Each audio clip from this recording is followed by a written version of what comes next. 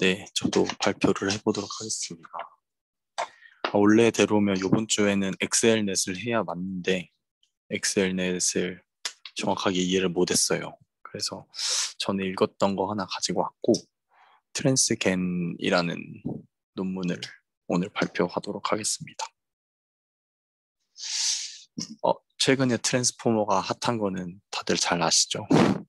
클래시피케이션이랑 디텍션이랑 뭐 세그멘테이션 이런 데서 계속 트랜스포머를 써가지고 좋은 성능을 달성하는 연구들이 많이 되고 있어요. 근데 아직 겐에서는 트랜스포머를 사용한 경우가 없고 또 이 트랜스겐처럼 아예 진짜 트랜스포머 아키텍처만 사용해서 만든 거는 아직까지는 없었습니다. 왜냐면 기존의 그 비전에서의 트랜스포머 활용에서도 CNN을 많이 썼었고 아예 CNN을 배제하는 웍들은 많이 없었어서 네, 그렇게 소개를 하고 있고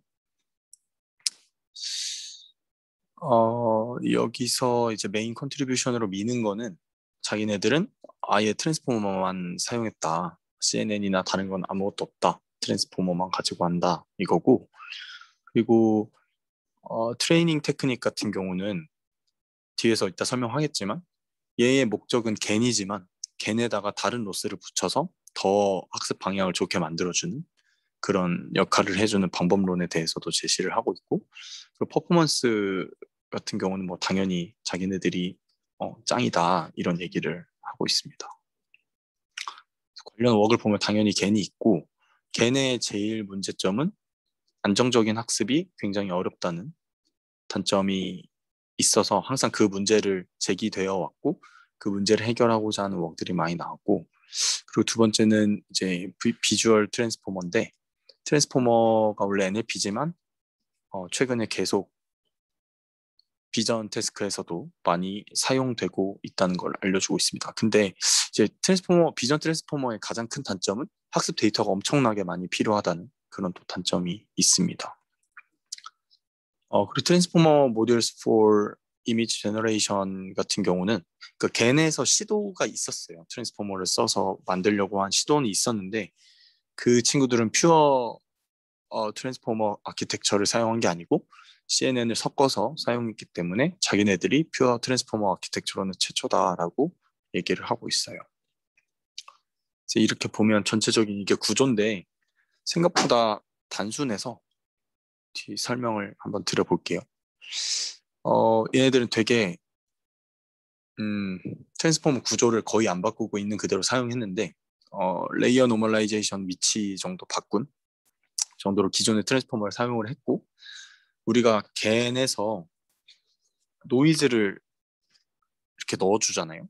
넣어주고 얘를 그 트랜스포즈 컨볼루션 해가지고 계속 사이즈를 이렇게 키워나가는 이런 식으로 진행을 하는 거를 그대로 사용을 해서 노이즈를 넣어주고 얘를 MLP를 통과시켜서 크게 만들어줘요.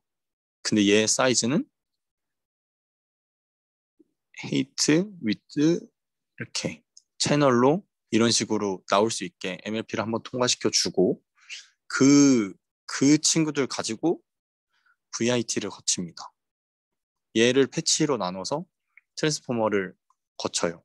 그 다음에 트랜스포머를 거치면 트랜스포머는 이 디멘전에 영향을 주지 않기 때문에 똑같은 디멘전으로 나와요. 그럼 얘를 업샘플링을 합니다. 여기 보시면 MLP를 통과시켜서 하나 한번 패치로 만들어주고 그거를 인코더 통과시켜서 다시 업샘플링을 해주게 됩니다. 단순히.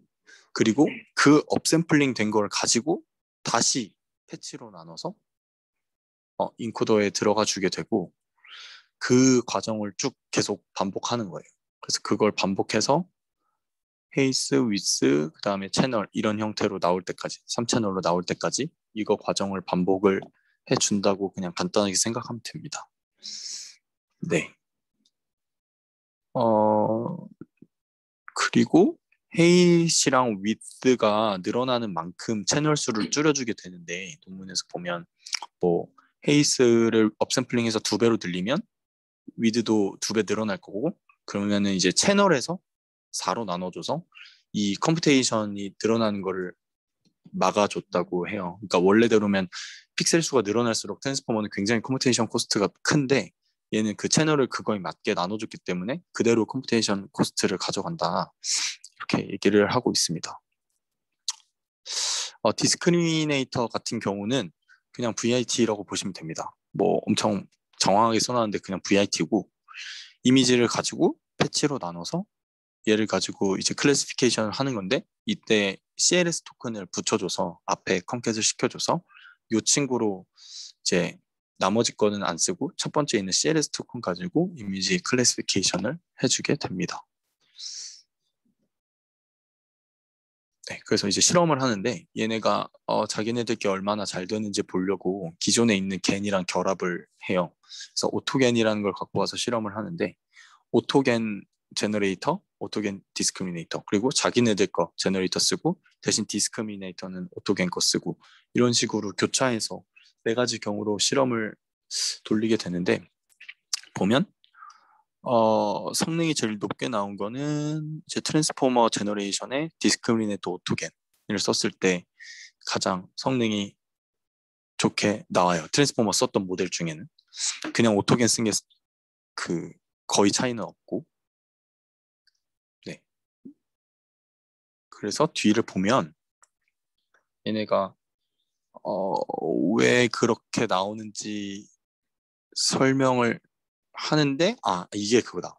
그 얘네가 설명하는 게 오토겐이랑 썼을 때 비슷하게 나오잖아요. 결과가. 근데 얘네들이 트랜스포머 겐이랑 제너레이터랑 트랜스포머 디스크리미네이터를 원래 썼을 때가 제일 좋아야 되는데 데이터 양에 대한 제한이 있어서 데이터 양이 방대하면 방대해질수록 우리 거의 성능이 더 올라간다라고 얘기를 이 친구들은 하고 있었어요.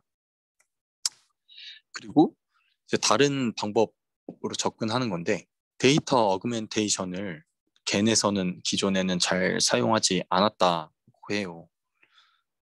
근데 여기서는 데이터 어그멘테이션을 사용을 했고 그걸 통해서 그 트랜스포머를 학습을 시켰을 때 성능이 조금 향상이 있었다라고 얘기를 해줍니다.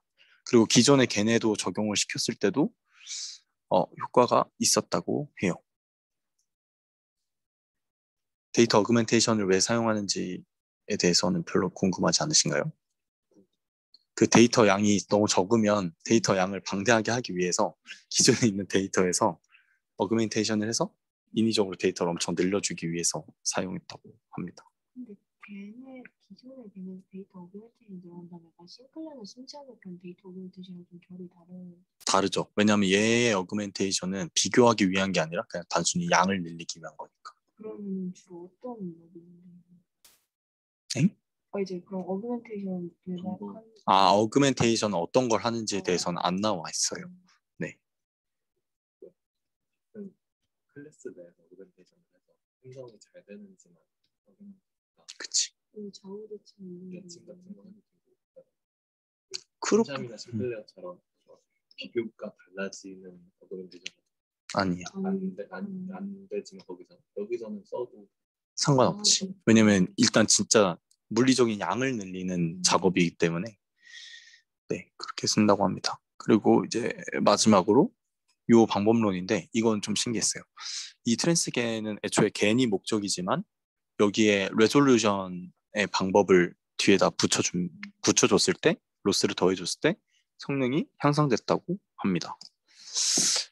사실 이 auxiliary task 요게 NLP 쪽에서는 굉장히 자주 등장하는 저 방법인데 뭐 보조 역할이라고 해가지고 원래의 목적을 따로 두고 다른 목적을 하나 더 해줘서 가는 방향을 좀 더 잘 잡게 해주는 역할이라고 저는 이해를 했는데 굉장히 추상적이라서 이게 좀 어려운 것 같아요. 그러니까 겐 같은 경우도 굉장히 그 안정적인 게 불안하고 항상 그리고 NLP 같은 경우도 항상 추상적인 임베딩을 가지고 노는 거기 때문에 방향을 모르니까 이제 비전 태스크에서의 약간 모멘텀 같은 느낌이라고 저는 이해를 해서 그렇게 받아들여 주시면 될 것 같아요. 그냥 레졸루션 태스크를 붙여가지고 했더니 성능이 괜찮더라 라고 얘기를 해주고 있습니다. 그리고 요 자기 주변에 있는 이 자기 주변에 있는 이 마스크들 먼저 생성하는 방법론을 또 하나 제기를 했는데, 요거 같은 경우는 초반에는 성능이 좋지만 나중에는 결국 안 좋아서 안 쓴다고 해요.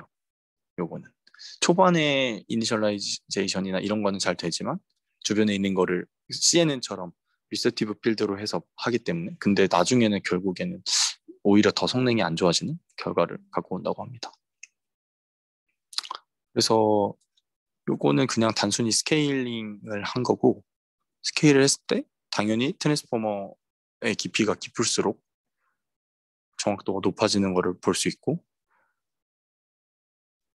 이거는 이제 아까 얘기한 슈퍼 레졸루션을 붙여서 사이퍼 10을 해가지고 비교를 한 건데, 얘 같은 경우는 스타일겐 버전 2보다는 낫지만 다른 웬만한 겐 애들은 다 이겼죠. 네, 제일 큰 모델 기준으로. 근데 이게 진짜 트랜스포머가 모델이 조금만 깊어져도 엄청 그거 학습 시간이 늘어나서 막 효율적으로 보기에는 좀 어려울 것 같아요. 그래서 요게 이제 생성한 모델들인데 생각보다 엄청 깔끔하게 나오는 걸 볼 수 있습니다. 네, 그래서 보면은 요 부분에서는 STL10에 대해서 얘가 제일 높은 성능을 나타내고 있다라고 또 자랑을 하고 있습니다.